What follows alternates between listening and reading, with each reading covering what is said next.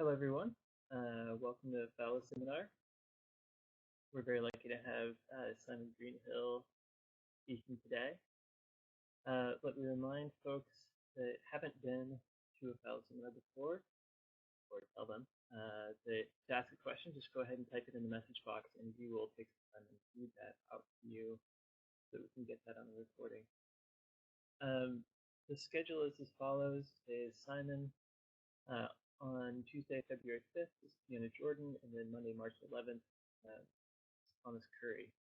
And all those people will be under the subject of phylogenetics and language. So, like I said, today we have Simon speaking. Very lucky to have him when we were meeting him a while ago in New Zealand, and he was talking about databases, and then obviously he's done a lot since then as far as methods, databases, and applications of language evolution investigation. So apparently my sound is poor, but hopefully Simon's will be okay. So Simon, take it away. Cool. Thanks, Eric. So I guess I'll get started. I'm going to talk about language phylogenies and cultural evolution. I thought I'd give you a bit of overview and historical background on the field and sort of where it's come from and hopefully where it's going. Then I'm going to talk about some stuff I've done testing between different scenarios of Pacific settlement. And then if we've got time, talking about rates of change in language. So quite a bit of ground to cover. So let's go. It's a tree talk, and tree talks usually start with Charles Darwin. However, since, at least Lamarck, trees have been used to describe the history of species and their relationships. Darwin, however, planted them front and center at the center of his new field of evolutionary biology. In fact, the only figure in the origin of species is a family tree. This little sketch here, this famous sketch, is probably from about 1837. Darwin, being in Enlightenment, or in the spirit of the Enlightenment and being a Renaissance man, in a later book, Descent of Man, went on to speculate about languages. So he said that they could be classified in groups under groups, and that dominant languages and dialects spread widely and they die out. And he argued that the formation of different languages and of different species and the proofs that both have been developed through a gradual process are curiously parallel. Darwin was late. Linguists have been talking about these ideas for a long time. So Sir William Jones in 1786 argued that Sanskrit, Greek, and Latin had, quote, sprung from some common source. Friedrich Schlegel in 1808 argued for the use of a Stammbaum, so a family tree of languages, to conceptualize relationships. But the person who sort of took the idea and ran with it was this guy, August Schleicher. And he was friends with the developmental biologist Ernst Haeckel. Haeckel gave him a copy of The Origin of Species, and when Schleicher saw this, he wrote a book called Darwinism Tested by the Science of Language. So he was excited is that he saw biology was finally catching up to what linguists have been doing for quite a while. So this is his tree of Indo-European languages. English is up here somewhere. And it's quite a beautiful little elegant thing from 1863. And how do linguists identify these relationships between languages? Sort of at about the time Schleicher was working, linguists had been developing this idea of the comparative method, and sort of codifying a way of identifying relationships between languages. So the aim was to look for cognates, which were homologous words, and these are not just lookalikes, but they show systematic correspondences between sounds in them. So in these correspondences are hypothesized sound changes in the ancestral lineage, so it's a mutation. Carl Brugmann in 1884 pointed out that you should use shared innovations for classifying groups rather than shared attentions, which is a distinction that Hennig made much, much later. Okay, so here are some cognates in some languages of Polynesia, and you can see the words for hand. Can you see my mouse? You can. They're generally something like lima or rima. Skin has these four words, a cognate. This top one, pau, and Samoan isn't cognate. And to spit has two sets of cognates in it, so Tatua in Tahitian and Maori, and Anu in Samoan and Rapa Nui. And how linguists identify these is with systematic sound correspondences. So you can see in Hawaiian lima and Tahitian rima, there's an L to R correspondence, and so an L to R change is quite a common one. It's just pushing the tongue forward a little bit. This L to R shift happened also in this word here, so iri and iri. So the idea is that somewhere along the lineage between Hawaiian and Tahitian, that L changed to R, R changed to L. And you can see another one here with V and W in Tahitian and Maori, so EV and iwi, and wahine and wahine.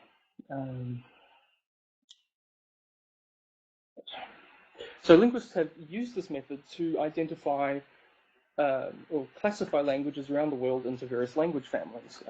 So there's about 7,000 languages spoken in the world today, depending on how you count them, and about 200, and these are divided into about 200 language families. This figure here just shows some of the bigger ones, particularly those that have expanded with the advent of farming. So this family here is Niger-Congo. It's the world's largest family, has about 1,400 languages in it. Over here we have Austronesian in the blue. That has about 1,200 languages in it, second largest. And then the other big ones are Trans-New Guinea through the centre of Papua New Guinea, and Indo-European, of which English is one.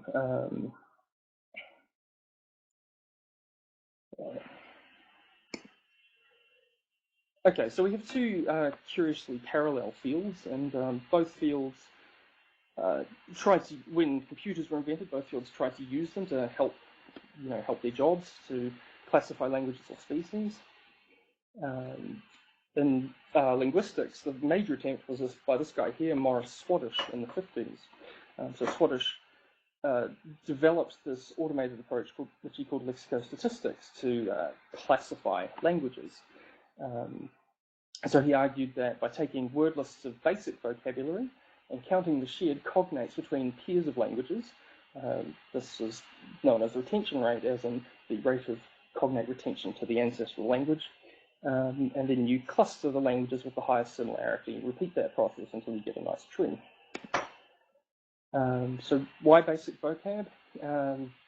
Partly because it's easy to get, but mainly because Swadesh thought it was universal between all languages in the world, and thought to be very, very stable over time and resistant to being borrowed between different languages. So these are things like body parts, or words for body parts, words for kinship terms, words for colours, numbers, simple verbs, things like that. So Swadesh proposed a few different lists, a 100-item list and a 200-item list, and sort of fiddled with them and revised them a few times. But by and large, that's the idea he was going for. So here's an early example from Samuel Elbert in 1953, who tried to classify the languages of Polynesia. So basically counted the number of cognates in each pair of languages and constructed distance matrix. So yeah, you've seen things like that before from biology. And then you cluster those groups with highest similarity to build a tree. So there's New Zealand Maori, Tahitian, and Tongan and Samoan, the language we saw earlier. And Swadesh extended this idea of lexicostatistics with an approach he called Glottochronology, where he argued that the loss of cognates in languages happened at a constant rate over time. And he made an explicit analogy to radioactive decay. So people tried out or proposed various rates, but the one that kind of stuck was 19% loss in basic vocab every 1,000 years, which was proposed by Lees on the basis of a survey of about 10 different languages that had historical attestation. So basically the idea was you could solve this equation and read off the graph how old a language split was. So if you had 90% similarity, then the languages should have diverged 250 years ago, whereas 75% similarity, they would have diverged about 680 years ago. And this became really popular. So people thought it was really cool, it excited international interest, and many prominent anthropologists and archaeologists found it really intriguing. So Alfred Kreber, the great anthropologist, American anthropologist, thought it was really interesting and loved it. Another prominent American anthropologist, G.B. Murdoch, argued that a lexicostatistical work on the settlement of the Pacific completely revolutionized prehistory in the area. It turns out it got it completely wrong, but that's okay. However, some serious criticisms were soon raised. There were lots of people pointed out lots of major problems with it. So these problems included things like the universality of the word list. Lots of, say, languages in Polynesia tend not to have words for ice and snow. Other languages sort of divide up these semantic slots in different ways. Other problems were with the whole assumption of trees and using trees to represent language relationships. I'm not going to talk about that today, but Tom Curry will be in a few weeks. But the most damaging and prominent or fundamental criticism was about the universality of rates of change. So the most damaging paper was Bergslund and Vogt in 1962 did some glottochronology on Old Norse and Icelandic. And these languages, we have historical information that they diverged about 1,000 years ago. Glottochronology would suggest they diverged about 200 years ago. And Bergslund and Vogt showed similar problems in about 5 or 6 other attested languages. So they argued that their findings clearly disproved glottochronology in total. And there was a lot of other attacks on glottochronology and lexicostatistics at the time.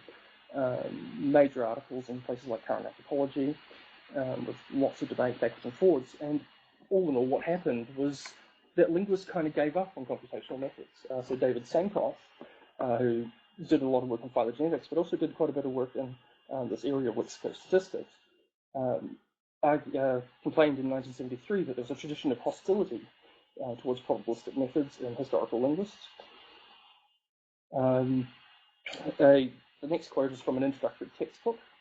So basically, glottochronology is rubbish, and no one should ever do it. Lexicostatistics is rubbish, and no one should ever do it. And a prominent book in 2003, linguists just don't do dates, full stop. So there's been a complete rejection of these computational probabilistic methods. So I mentioned earlier that there were lots of curious parallels between evolutionary biology and historical linguistics. And this is sort of the part where those two fields diverge in the woods, as it were. So on one hand, historical linguistics kind of gave up on computational methods, whereas evolutionary biology ran with it.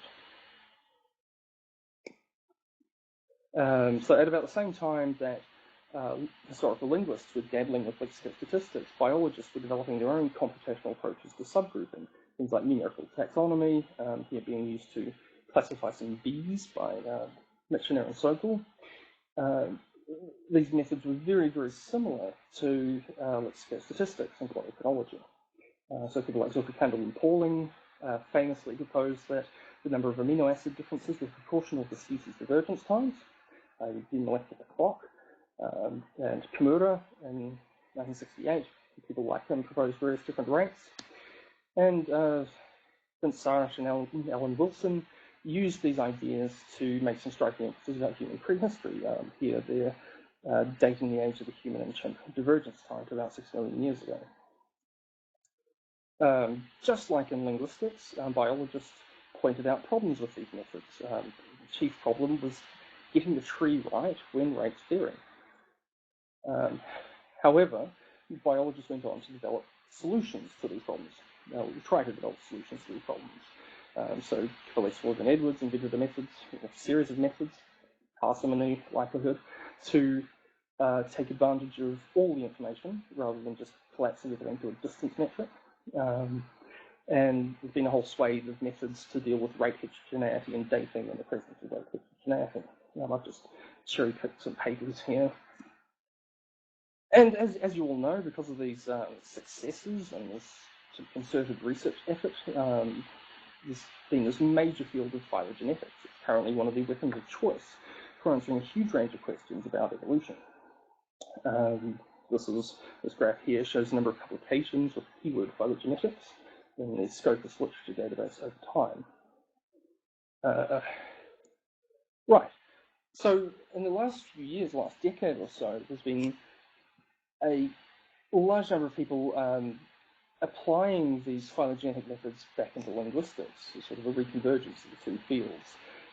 So there's been a lot of effort, a lot of attempts to use these methods to test between population dispersal hypotheses on all sorts of language families, from Austronesian to Indo-European, Bantu, Semitic, Parman-Yungan in Australia, Japonic, Karnak, also in Australia, and Arawak and Arul-Panta.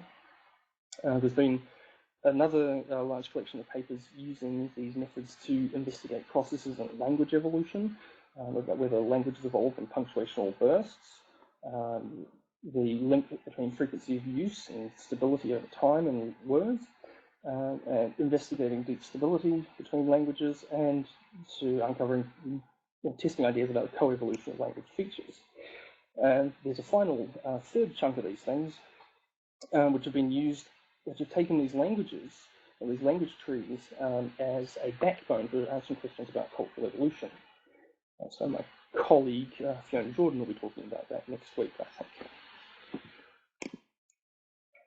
Cool, okay, so what I'm going to talk about now is to give sort of one example of how phylogenetic methods have been applied to languages to test between different population dispersal hypotheses, and to uncover the human prehistory.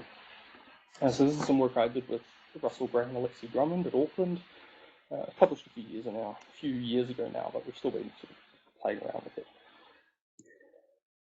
Again, it's a tree talk, so I have to quote Darwin a lot, and I'm from New Zealand, and Darwin, of course, visited New Zealand in 1835. His diary said that he believes they're all glad to leave New Zealand. It was not a pleasant place. The greater part of the English are the very refuse of society, and neither is the country itself attractive.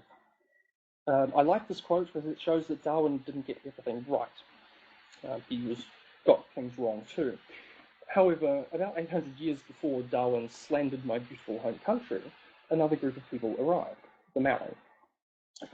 It turns out the Maori are part of a large sort of Austronesian diaspora, which stretches from Taiwan through islands Southeast Asia, out along the coast of New Guinea, into Oceania, up to Hawaii, Easter Island, and New Zealand, and even getting over to Madagascar on this side.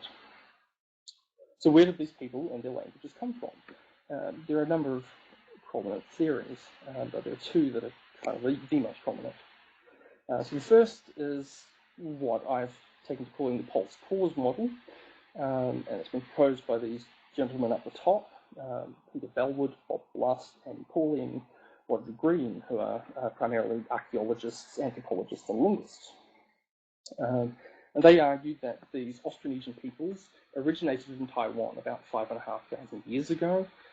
They paused for a bit there, and about 1,000 years later, they expanded into the Philippines, rocketed down through island Southeast Asia, along the coast of New Guinea, and eventually reaching this sort of area here, Fiji, Samoa, Tonga, Western Polynesia, around about 3,000, 2,900 years ago.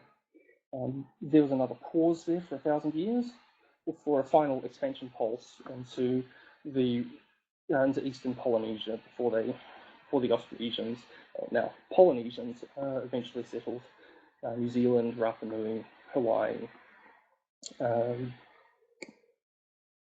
This theory is contrasted with this alternate slow boat hypothesis, which argues that the language family is much older. These peoples originated in Wallacea, around here, say 15,000 years ago, And this migration was primarily driven by the submerging of the Sunda Shelf at the end of the last ice age. So these kind of floods, or this submerging of the continent, led to this two-pronged expansion up through the Philippines and out into Polynesia. So these two different theories make quite different predictions about the expansion sequence, the routing of this population expansion, the age of the origin, and the pattern of expansion. What does the genetic data tell us? Well, unfortunately, it's kind of equivocal. So there's a lot of studies that are consistent with the false pause scenario. There's a number of studies that are consistent with the slow boat scenario. A lot of the evidence for the slow boat scenario has come from studies of mitochondrial DNA and row dating of these D4A1A haplogroups. So there are problems with this stuff in that there's very few changes in, say, mitochondrial genomes in, say, 10,000 years, and the row dating method is suspect, especially in sort of hypervariable regions of ntDNA. A lot of the newer whole genome stuff does seem to support the post-pause scenario, but there's still a lot of debate. What about the languages? So as the Austronesians spread through this area, they developed the second largest language family in the world, which contains about 1,200 languages. You can see some of the traditional language subgroupings here, sort of Oceanic, contains about 500 languages, including Micronesian, Polynesian, Maori, and all these ones through there. Central Malayo-Polynesian, South Halmahera, West New Guinea, Western Malayo-Polynesian, and languages of Taiwan, which are known by the name of Formosan. To test these ideas, I developed a large database of basic vocab from these languages around the Pacific region. It's the Austronesian Basic Vocabulary Database. And in this database, there are languages. Each language has about 210 items of basic vocab. So currently, I think there's about 900 languages in there. Oh, yes, there we go. So there's a map of the languages that we've sampled from the Pacific. And in this database, we called on a number of our linguistic friends and got them to help us with doing cognate coding and identifying loanwords, doing good historical linguistics work. So the data we had, so from this data, we extracted the 400 best attested languages. So we avoided things like Creoles, we avoided things that didn't have much data. We removed any obvious loanwords.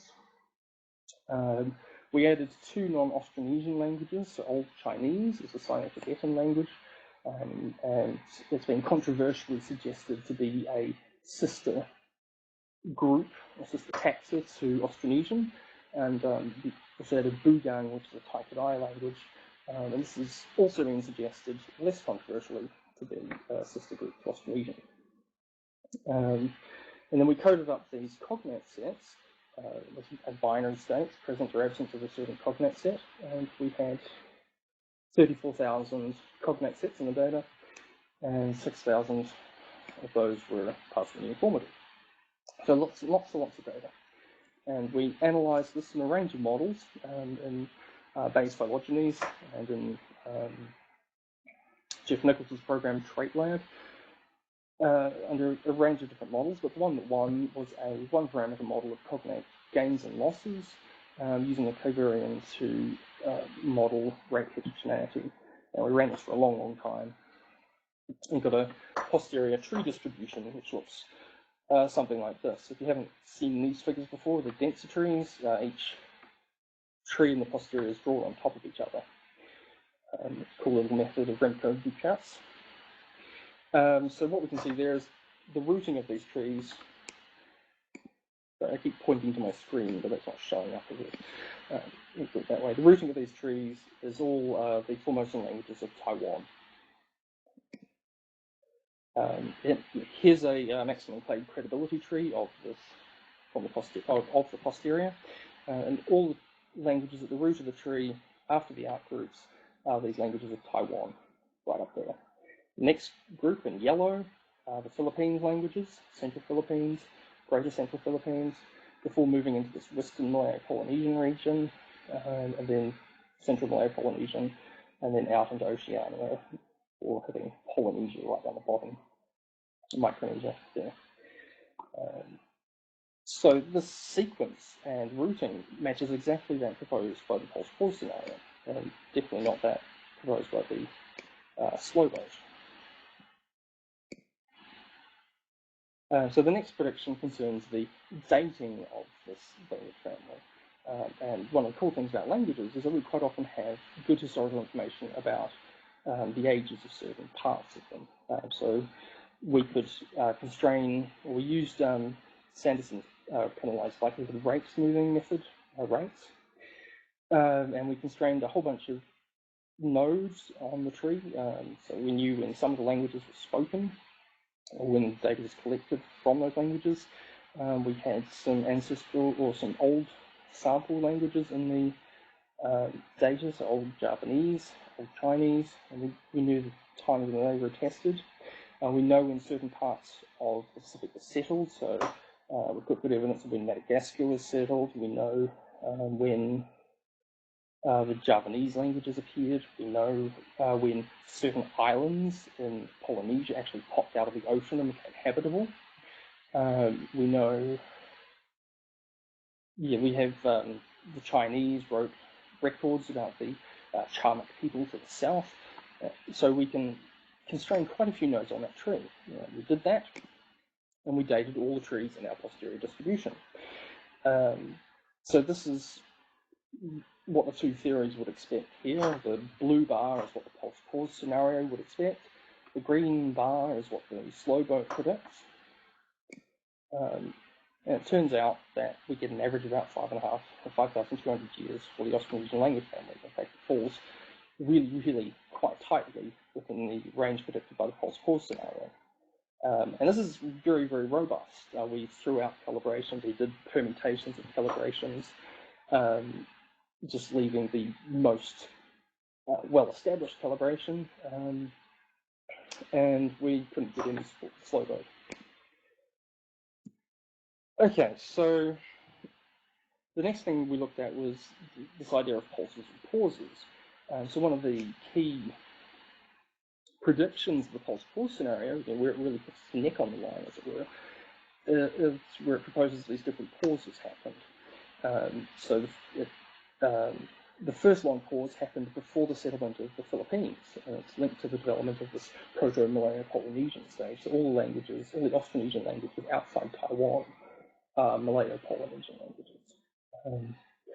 And it's been hypothesized that this pause was linked to the lack of sailing technology to cross the 350-kilometer Dashi Channel between Taiwan and the Philippines. And to do this, the Austronesians needed to develop or invent the outrigger canoe complex, which gave them much more stability at sea and allowed them to travel further.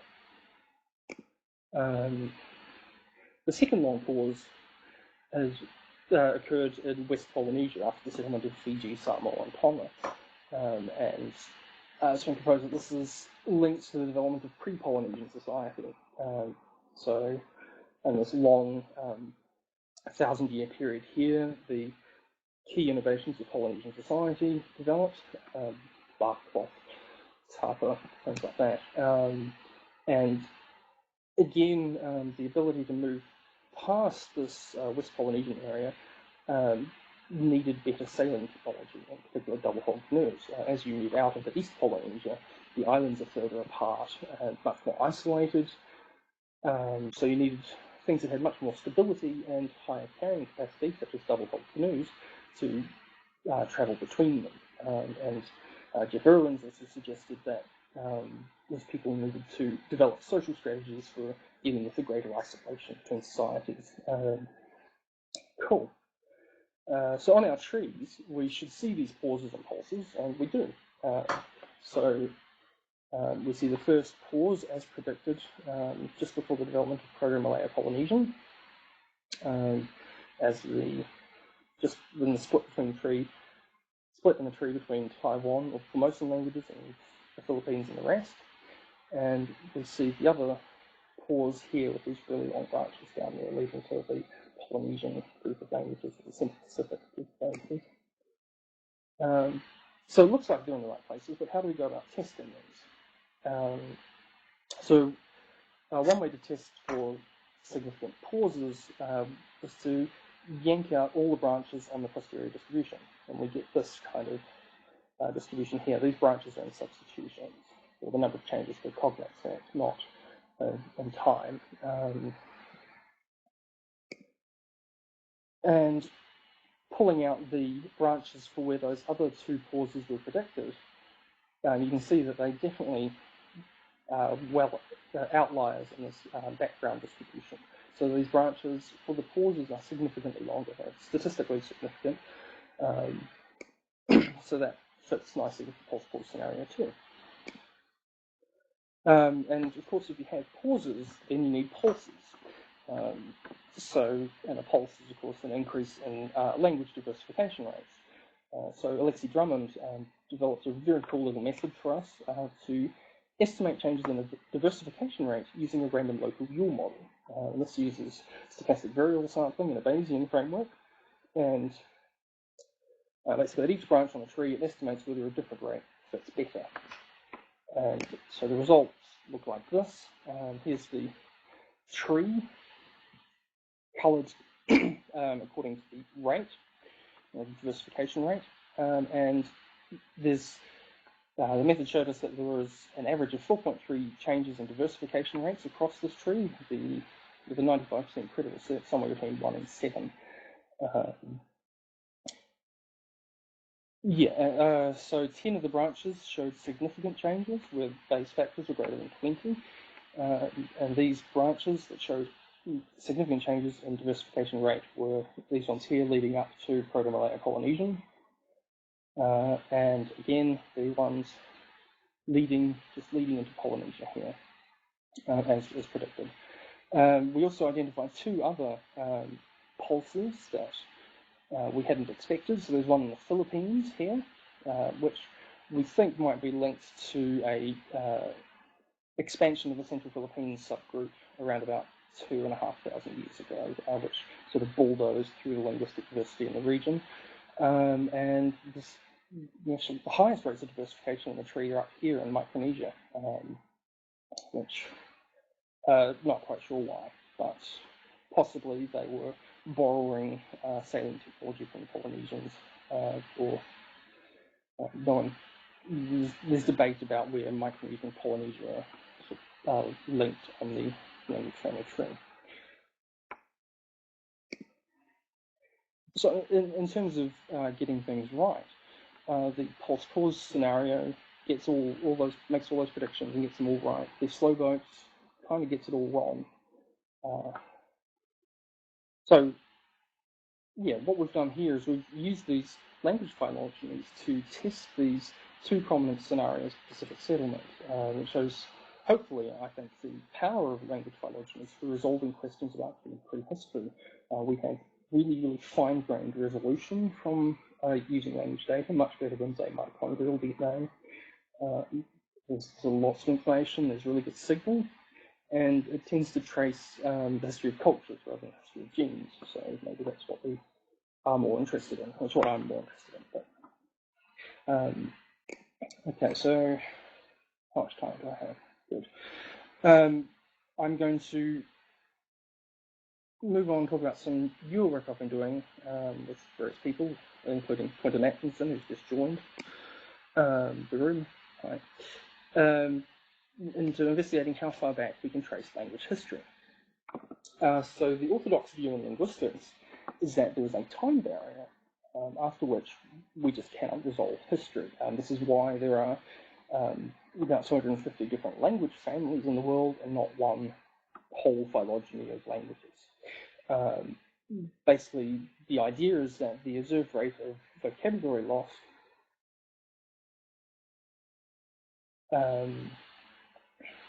imposes a limit of about 10 to 12,000 years. Other people say 6,000, other people say 8,000, but there's a time barrier. So there's a question that's just come up from Chris Nasrallah, asking how each language type was defined as its own language, which is, yes, it's an exact analogy to the problem with defining species. Basically, the languages in the database are what people think are languages. So there's a collection of, there's a large website, the Ethnologue, which catalogues languages in the world. In the database, I've basically collected anything I can get. Some of them are dialects, but most of them are languages. And there's huge debate about how you distinguish between a language and a dialect. There's a joke that a language is a dialect with an army, but it's kind of equivocal. So yeah, basically, these are just samples of speech communities. Probably the easiest way to think of it. Okay. Is there a notion of linguistic polymorphism in terms of words or in terms of different languages in the same area?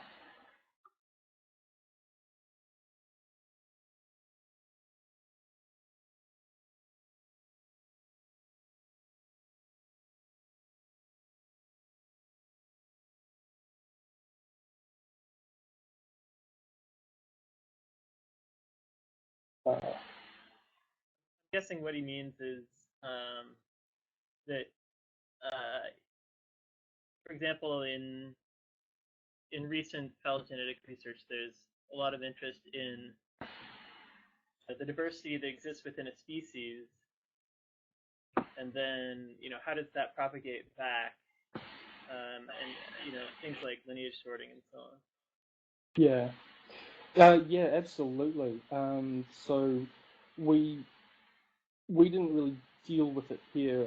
Basically, I took anything that was attested in the literature as a word list as a language, and linked it up to this Ethnologue database. But there was a huge amount of variation, in particular in some languages. So things like Javanese have different speech registers. So you use different words and different intonation and different morphological markers for talking to people with different statuses. And some languages are much more diverse than others. There hasn't really been that much discussion about that in linguistics, as far as I can tell, but that is sort of an area that is worth looking at.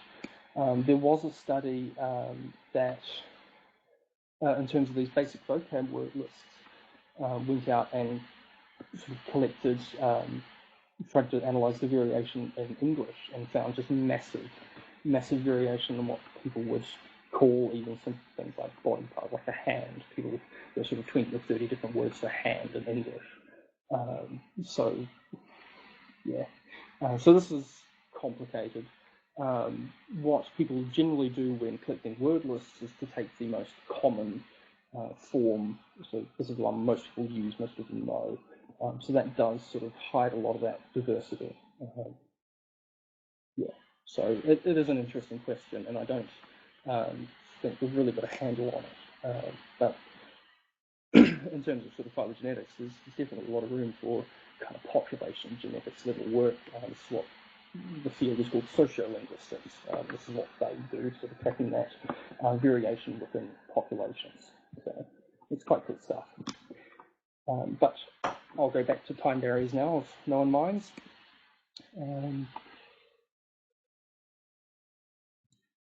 Oh yeah, okay. So this time barrier is kind of depressing.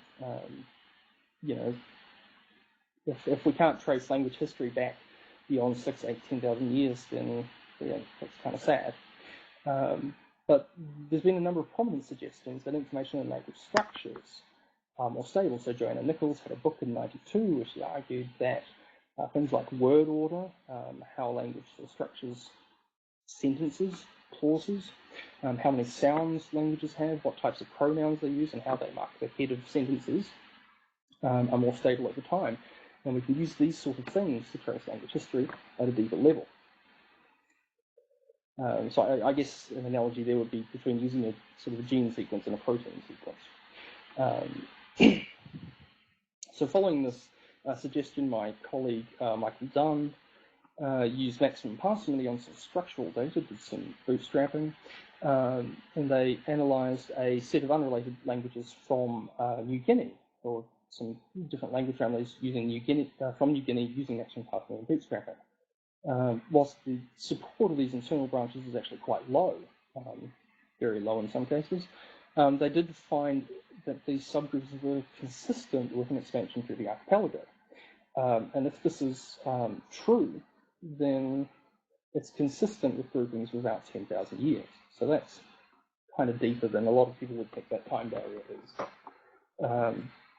But Jonah Nichols takes this idea and runs with it much, much further.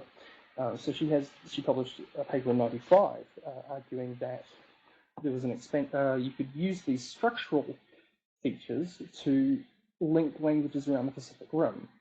So from Australia, New Guinea, right around into the Americas. So if that's true, then these structural or typological information must be, resolving back at least 15, 20, 30,000 years. So much, much stable, much, much more stable. To test this idea, I found this database of typological information for languages. It's called WALS, the World Atlas of Language Structures, by Martin Haspelmath and colleagues. And it has about 2,600 languages in it, and 141 typological characters. I'm using the terms typological and structural largely interchangeably here. Typology is a way of kind of classifying languages based on, whether a language is subject, verb, object, or VSO or something, and these typological characters track structural information in the language. So here's an example of one of these structural features. It's a number of consonants in a language, and you can see that languages are coded from small to moderately small to average to moderately large to large.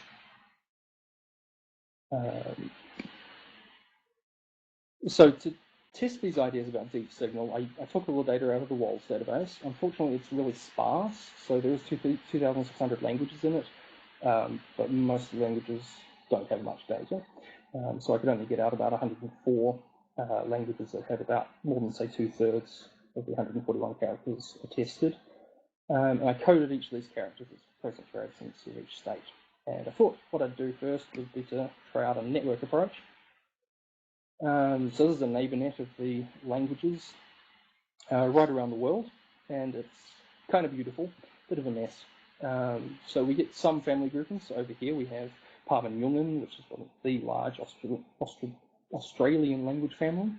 We have some Indo-European languages clustering together quite nicely, some Pakistani languages. We have Austronesians split into two groups, and then these are Afro-Asiatic and Niger-Congo. And then some of the clusterings on the network are aerial groups. So this is kind of Eurasia, looks like Eurasian languages. They're split through the middle there, the red split. And this blue split there looks to be sort of Southeast Asia, although it does include a lot of things from Africa. So there are some family groupings, there's some aerial groupings, but there's also quite a bit of nonsense. So Basque and Pakistani is kind of crazy, and linking Austronesians with Niger-Congo is just not going to happen.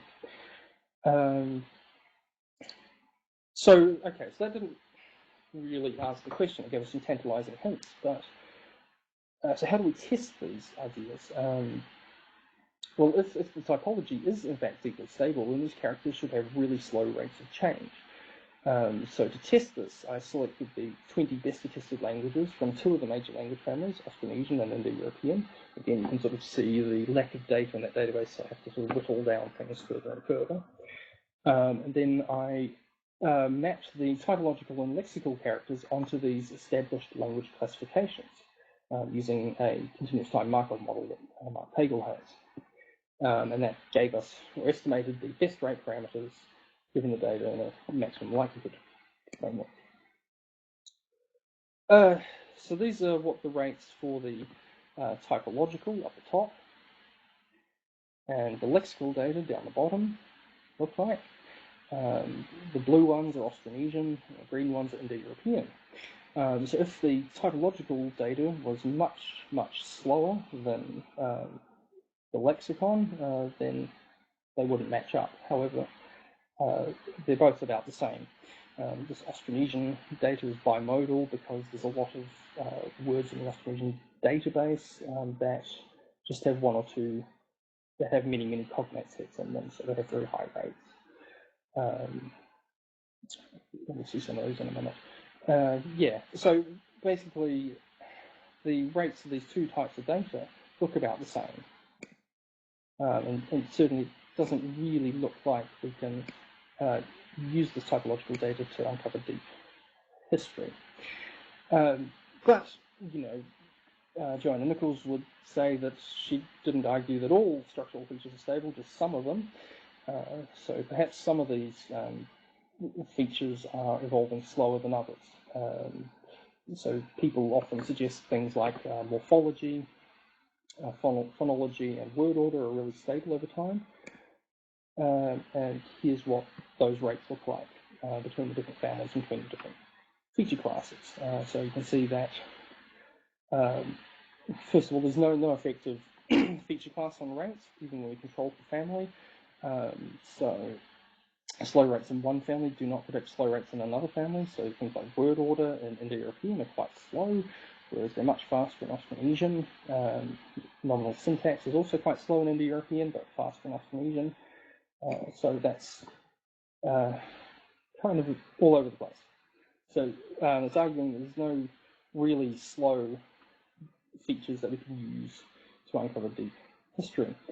So I and Quentin Atkinson and a few other people, Andy Mead and Russell Gray, wrote this up and had this published a few years ago. It turns out it's kind of rubbish. So we had only 20 taxa from 2 families with lots and lots of missing data. A lot of the languages in the WALS database are, quote, interesting. That is, they are unusual and show unusual structural profiles. So they may not be the best case, the best things to look at. There's also, the database has also idiosyncratic state assignments. So rather than actually, say, including the real number of phonemes or consonants in each language, they've just clumped them into small or medium or large. It's a shame. So to expand on this, my friend Michael Dunn there has, for a while, been working on a project called Pioneers of Island Melanesia. And he's collected 161 typological features from 81 languages in that area. And these are quite, well covered, well sampled, good data. And we used a new method with working with Jesse Wu and Alexi Drummond at Auckland. They've just invented this really cool new method to, it's just come out in MBE, so look it up, it's really great. Basically, it's a Dirichlet process mixture model which simultaneously estimates the number of partitions, which sites go on which partition, the substitution model of each partition, and the uncertainty associated with all those assignments. So it kind of gets around that whole problem of, gamma rank categories and all that sort of stuff. So very cool. Okay, so let's just running the data through this model. Want to see if the structural data are more stable over time. And it turns out they are. We tried out a number of models there. But the estimated posterior means for the lexical data are about twice as fast as the structural rate. So there's an overall difference. However, the lexical data has a much higher state space, so each word can have many, many cognates in it. So we need to look within sort of state categories. So looking at all the things that have 2 states and 3 states and 4 states, which is what this figure here is, and we see no significant difference when comparing within characters of the same state count.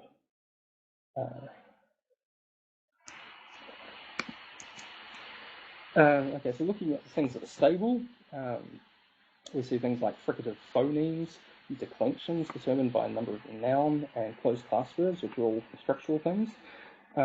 Those are really, really stable, but there's also some lexical items that are really stable. So I, which in Austronesian language is usually something like mapa, and tu, which is usually something like rua or dusa, also very, very stable.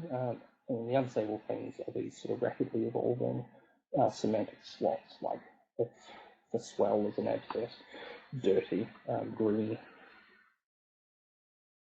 Okay, so what's going on? Well, the networks and the trees show intriguing hints of deeper signals, a signal sort of, say, 10,000 years. And certainly some of these structural items are really stable at the time, but so are some of the lexical items. There's no major difference, a substantive difference between the rates in the lexicon and the structure, which suggests that they're both constrained by the same time horizon. And the variation between the two families shows that there's probably no magic bullet for resolving the relationships around the world. So should we go back to being depressed? Not necessarily. So Mark Pagel, Clinton Atkins, and a few other folks published a paper a few years ago with a calculated half-lives of words in Indo-European languages. And they showed a median half-life of 2,500 years, the total time on the tree and the amount of time it takes for half the cognates to be lost on that tree. The maximum half-life on the Indo-European tree is 7,600 years. Again, that's total time on the tree, but not sort of an upper limit of 7,600. So perhaps, while the structure might not be massively stable, the time barrier at 6, 8, or 10,000 years is a little bit too pessimistic. So perhaps we can push that barrier back a little bit. So yeah, the real questions are how much signal is left and how much do we need to resolve phylogenetic subgroups at certain time depths. And I'm going to leave you with that little tease, because that's what I'm going to be doing for the next few months. Okay, so overall conclusions. What I hope this talk has shown is the power of language phylogenies to answer questions about prehistory and to resolving some of these debates that has really fine-grained resolution, and we can get really good sampling of cultures around the world, and also showing the power of these methods to help uncover processes in language evolution. There's been a long tradition of curious parallels between the two fields of evolutionary biology and historical linguistics, and I think allowing these two fields to grow close together and cross-fertilize each other would be great. We both have the same concerns, the same problems, same ideas, so we should work together. Right, acknowledgements. And if anyone has any questions, fire away.